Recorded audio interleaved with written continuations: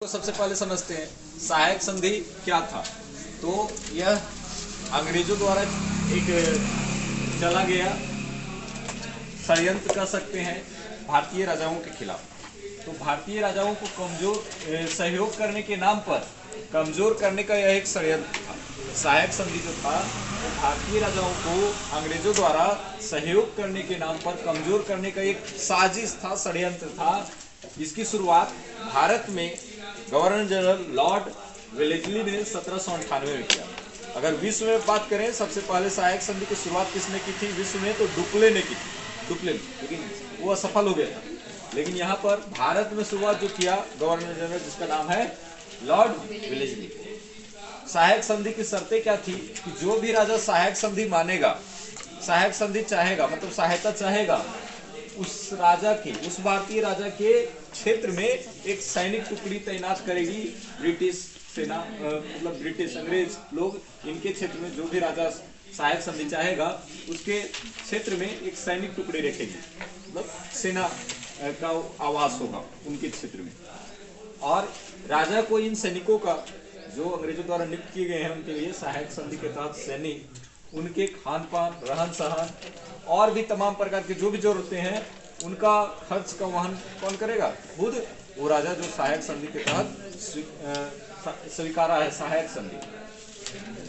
वो अंग्रेज ये आश्वासन देते थे कि आप सहायक संधि अपनाने के बाद आपकी सुरक्षा की गारंटी हमारे सैनिकों के ऊपर है, आप पर कोई आक्रमण नहीं करेगा और आपके राज्य को कोई नहीं छीनेगा, ये विश्वास भी दिलाता था। तो राजा स्वीकार कर लेते थे सहायक संधि, लेकिन इसके तहत और भी जो शर्त थे कि बिना अंग्रेजों की इजाजत के ना तो वो किसी राजा के साथ संधि कर सकते हैं, दोस्ती कर सकते हैं, और ना ही किसी के साथ युद्ध कर सकते हैं, ना ही युद्ध कर सकते हैं, ना ही संधि कर सकते हैं। मतलब एक रूप से देखा जाए तो राजा केवल आराम से बैठा है, वो उसका राज्य बचा हुआ है, अब ना तो विस्तार कर सकता है, ना ही किसी से युद्ध कर सकता है, ना किसी से मित्रता कर सकता है, और केवल ये देख आभास करने लगता था कि हमारा दिन प्रतिदिन जो खजाने हैं वो कम पड़ते जा रहे हैं, खर्च इन सैनिकों के लिए हो रहा है, तो आर्थिक रूप से कमजोर होने लगता था राजा। अंततः मजबूर हो जाता था खर्च करते करते इनका वहन, इन सैनिकों के प्रति जो खर्च हो रहा है, भारी खर्च, उससे नाराज होकर, मजबूर होकर सेना कहता था कि अब हम नहीं रख पाएंगे, इतने सालों तक रख लिए, हमें कहीं कोई बेनिफिट नहीं नजर आ रहा है, तो हटाता, उन सैनिकों को हटाता। तो जब सेना को हटाता तो बदले में अंग्रेजों इनसे क्या कहते कि आप हमारे सेना को हटा रहे हैं, इनको हम कहाँ रखें, तो आप हमें क्षेत्र दीजिए। तो इस तरह से एक बहुत बड़ा कुरुक्षेत्र इन राजाओं को दे देना पड़ता, मतलब अपना राज्य का बहुत बड़ा हिस्सा खो देना पड़ता, और इस प्रकार से धीरे धीरे वो राजा और भी कमजोर हो जाता। अंततः क्या करते कि अंग्रेज लोग ही उसके राज्य पर अपना नियंत्रण स्थापित कर लेते। तो ये कमजोर करने का साजिश था और उसको हथियाने का साजिश था सहायक संधि।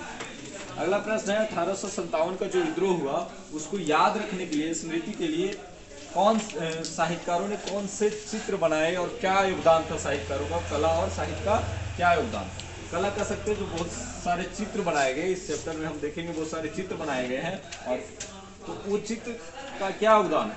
जो बहुत सारी रचनाएं रची गई, उस समय कविताएं लिखी गई, कहानियां लिखी गई, विद्रोह के रोचक घटनाएं लिखे गए, उन सब का क्या मायने है?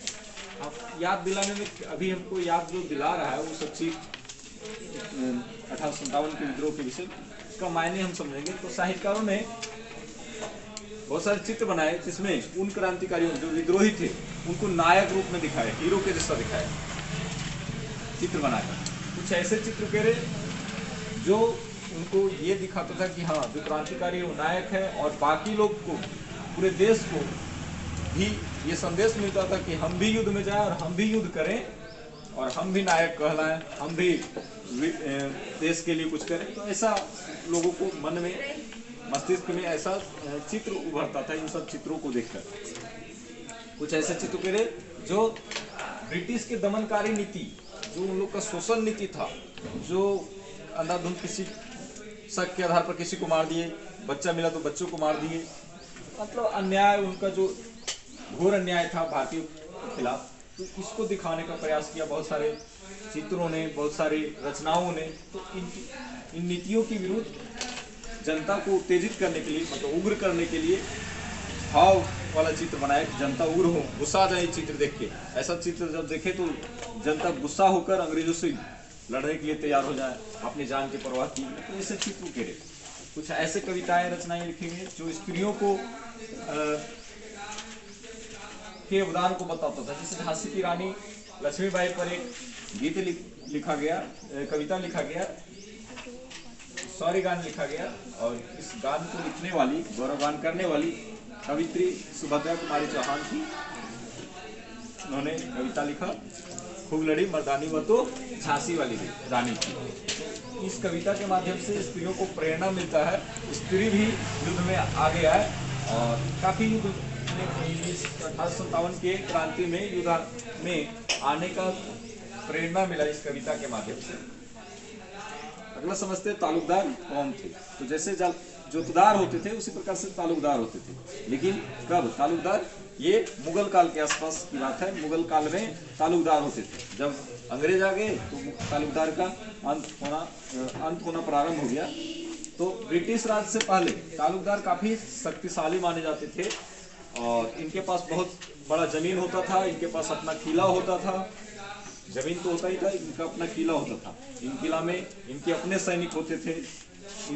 और दो प्रकार के तालुकदार होते थे। जो बड़े तालुकदार होते थे, लगभग इनके पास 12,000 तक सैनिक होते थे, और जो छोटे तालुकदार होते थे उनके पास 200 सैनिक, पैदल सैनिक होते थे। जब अंग्रेजी शासन शुरू हुआ तो उसके बाद अंग्रेजों ने तालुकदारों के जितने भी किले थे उसको ध्वस्त कर दिया, तोड़फोड़ कर दिया। जो इनके पास सैनिक था उसको हटा दिया। तो इस तरह से कमजोर हो गए, और 1856 में इन्होंने मुफ्त बंदोबस्त लागू कर दिया। अर्थात ये कह दिया, घोषणा कर दिया कि इस तालुकदार के पास जो भी जमीन है वो हम लोग ले रहे हैं, और लेने के बाद जिनका जिनका जमीन है उनको बांट के हम लोग जांच करके बांट के दे देंगे। अब ये तालुकदार के पास क्यों रहेगा, आप लोग का हो जाएगा। इस तरह की घोषणा किए। और अगर तालुकदार के विषय में कहा जाए तो ये जोतदार भी सेम उसी तरह थे जैसे ये भी जोतदार का भी काम देखे थे कि किसानों को मदद करते थे। तालुकदार भी किसानों को मदद ही करते थे, कर में भी छूट देते थे।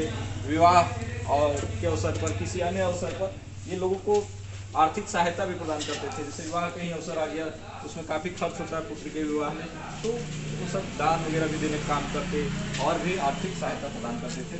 तो तालुकदार जैसे आ जाएगा तो आप रिलेट कर लेंगे कि वो भी मतलब गाँव में रहने वाला मजबूत किसान टाइप के होता था, जो समय समय पर लोगों को आर्थिक सहायता करता था। इनके पास किला होता था और पैदल सैनिक होता था। बड़ा तालुकदार के पास 12,000, छोटा के पास 2,000।